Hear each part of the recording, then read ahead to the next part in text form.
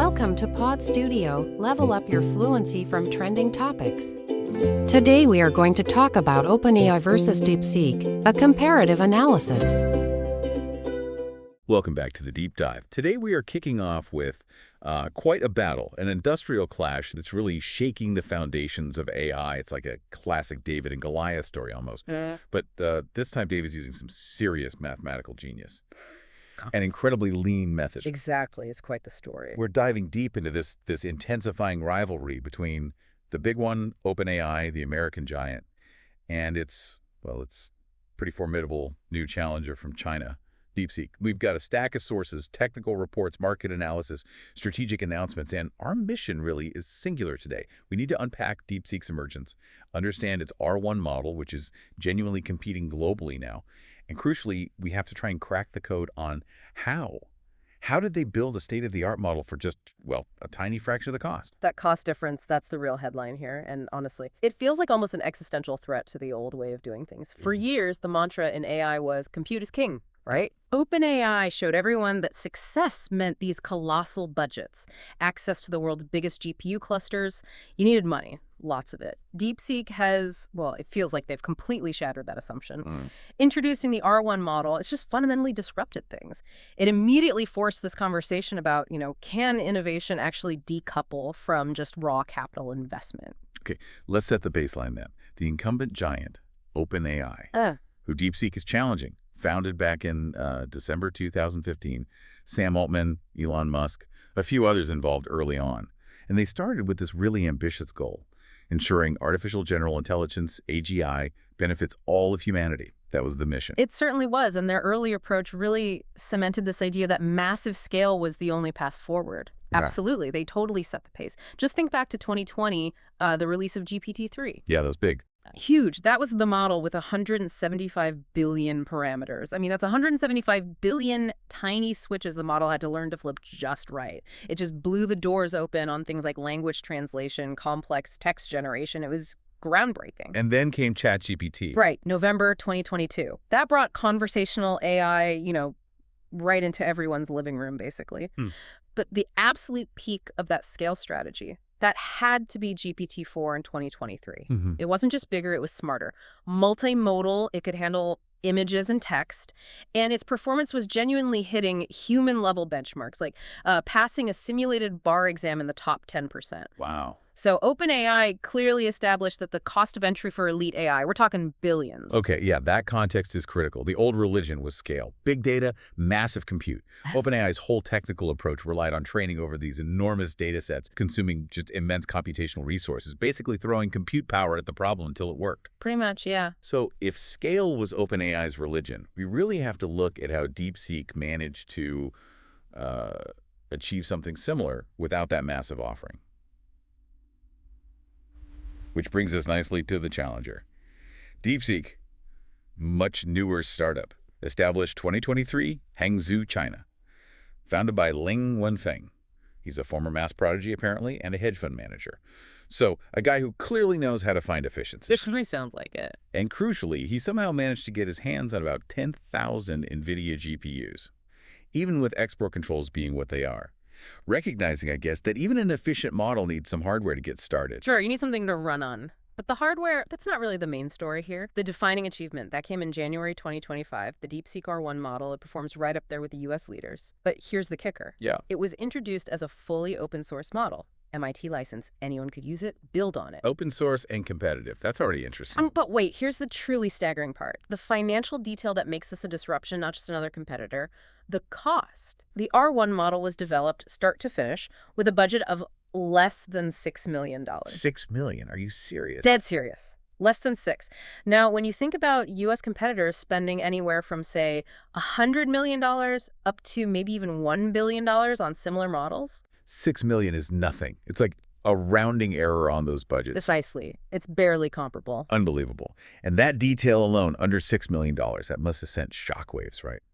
The source material notes that within weeks of R1 coming out, big tech players, NVIDIA, Tesla, Google, Amazon, Microsoft, They all saw significant drops in market cap.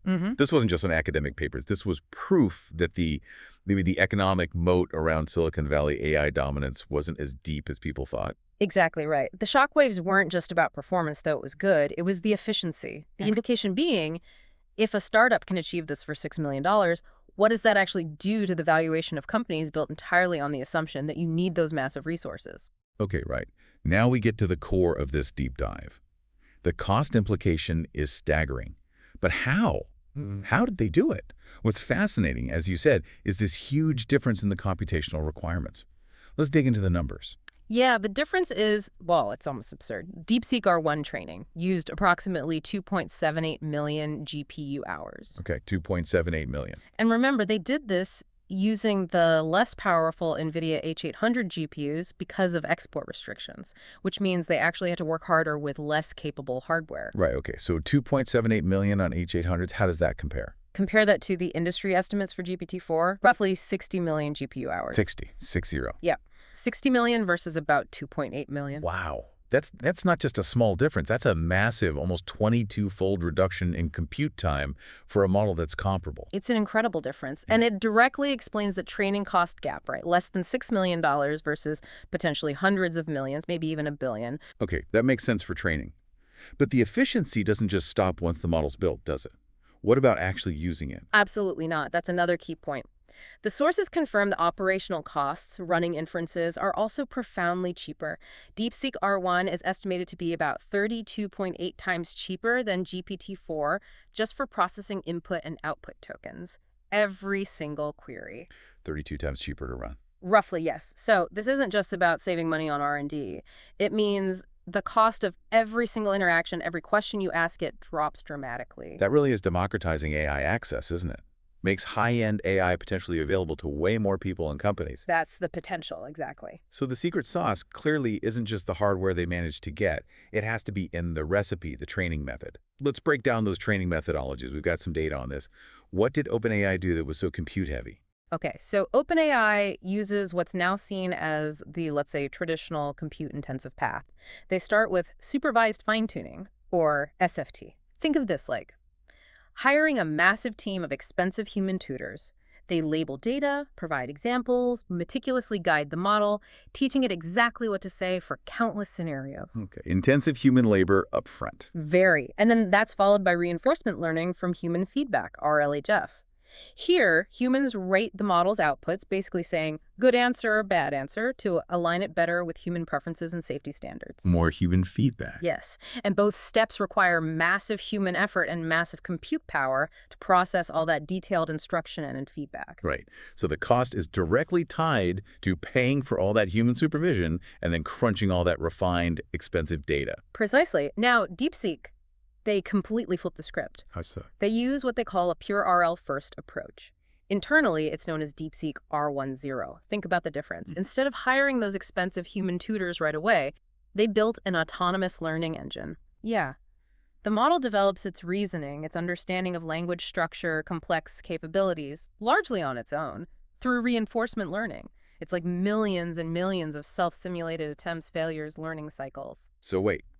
If SFT is like teaching a kid carefully by hand, pure RL sounds more like throwing the machine into a really challenging but structured environment and just letting it figure things out, letting it have these self-evolution moments or aha moments, as the material puts it. That's a good analogy, yeah. It learns the core reasoning first. And then they bring in human alignment later. Exactly. They incorporate human preference alignment after the model has already developed strong autonomous reasoning capabilities. So does that mean they're essentially skipping or at least drastically reducing the most resource-intensive and expensive human labor part of that initial training phase? Yeah. The SFT part. In essence, yes. It seems they found a very capital-efficient way around those massive initial human supervision costs. It lets the model get smart before they spend resources refining its personality and making sure it's aligned, which saves huge amounts of compute that would otherwise be spent trying to align a less capable base model. Okay, but hold on. If they kind of cut corners on that initial supervision, Yeah. what's the trade-off? Is the performance really identical? A model trained, relatively speaking, on a shoestring budget compared to $1 billion model. Yeah. there must be some limitations, right? That's the nuance. And the industry is still sort of dissecting this. GPT-4 is still widely seen as having maybe the edge in really complex, rigorous reasoning, mathematics, coding, fields where absolute precision is critical. Yep. But DeepSeek R1, it's noted for having really exceptional performance in things like creative writing, general conversation. Users report its outputs often have more personality, maybe more flair. It's like a different flavor of intelligence. Interesting. One focused more on emergent reasoning, the other perhaps more on that heavily supervised accuracy from the start. Possibly, yeah. And then there's a transparency factor, which is huge here. Right, the open source aspect. DeepSeek's commitment to being fully open source, MIT license. They even released smaller, distilled versions of the model from 1.5 billion up to 70 billion parameters. Making the tech accessible. Exactly. It makes their whole efficiency strategy globally available for others to build on. OpenAI's models, in contrast, are famously proprietary closed source. So DeepSeek isn't just building cheap models. They're actively trying to make their approach smart, cheap, open, the new default. Seems to be the strategy. They're focused on distilling those reasoning capabilities down into smaller models too, which is also significant. Okay, now here's where it gets really interesting, I think. The reaction. How did the dominant player, OpenAI, react to this sudden, low-cost disruption? This wasn't just some new competitor. It felt like an existential challenge to their whole expensive business model. Yeah, the reaction was, well, it was a mix. Kind of respect, but also defiance. Sam Altman, OpenAI CEO, he publicly acknowledged DeepSeek's capabilities, said they were impressive, especially the cost-effectiveness. Okay, so he acknowledged it. He did. And he confirmed OpenAI plans to speed up their own release of enhanced AI models. He framed the competition as invigorating, a catalyst for faster innovation on their side, too. Invigorating, huh? That was the word used. He essentially said something like, we will obviously deliver much better models, and it's legit invigorating to have a new competitor. But he paired that respect with a pretty firm statement. Which was?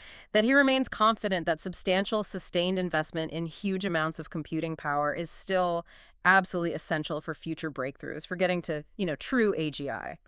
Okay, so a polite nod, maybe, followed by, that's nice, but we're still bringing the supercomputer to the fight. Big compute is still the real path forward. That's the underlying message, yeah. They're not abandoning their compute-heavy strategy just because someone found a cheaper way to get close on today's benchmarks. Got it. And on DeepSeek's side, the strategy seems pretty clear then. Global expansion. Leveraging that low cost and the open source status to pull in users, developers, companies who were maybe priced out of the high-end AI game before. That seems to be exactly it. That open source strategy is brilliant for getting rapid adoption, but it also creates its own challenges. Friction points. Like what? Compliance, mainly. The sources mention users reporting instances where the DeepSeek chatbot apparently self-censors. Oh, on what? Politically sensitive topics, particularly in certain regions. Initial answers might get generated, but then quickly replaced with generic, non-committal messages. So that immediately highlights attention, right? Yeah. Open source transparency is one thing, but navigating global regulations and content moderation, that's... It really is. The cost of entry for the code might be low thanks to open source and efficiency, but the cost of regulatory compliance and responsible deployment in a global market, that's still very high, and maybe a challenge for a leaner operation. That's a really important point to keep in perspective. Okay. But if we connect this all back to the bigger picture, the competition itself, regardless of the challenges, it is driving massive innovation, isn't it? It's forcing everyone, including OpenAI, to look for efficiency gains. Oh, absolutely. Those market cap losses we mentioned earlier weren't just like a temporary blip. They confirmed that the entire market now has to grapple with the fact that AI dominance might no longer be purely about who has the biggest checkbook. Exactly. The competition is definitely resulting in more accessible, more efficient AI technologies popping up all over. That traditional argument, that only a handful of incredibly well-funded firms in Silicon Valley could really shape the future of AI, that's looking highly questionable right now. So wrapping this up, the key takeaway for you, the listener, seems to be this. The race has clearly moved beyond just sheer brute force compute. This competition between OpenAI's supercompute-intensive SFT-RLHF approach and DeepSeek's incredibly capital-efficient RL-first method. It highlights a monumental lesson. Innovation at the frontier doesn't always require billion-dollar budgets anymore. Sometimes, maybe a fundamentally smarter training recipe, a better approach, can bridge that resource gap and still deliver global impact. Yeah, and the combination of that open source model with the extreme cost efficiency from DeepSeek R1, it's clearly accelerating the democratization of AI, making powerful tools available much more widely, which fundamentally alters the landscape. And it leaves us with this really important question the whole industry is now scrambling to answer. What happens to that traditional competitive advantage, having massive computational resources, when these highly capable autonomous reasoning models can apparently be trained and released globally for less than $6 million? It really feels like the arms race is shifting. It's not just about who can build the biggest GPU cluster anymore, but maybe who can design the smartest, most efficient training engine. Lots to think about there. Thank you for joining us on this deep dive.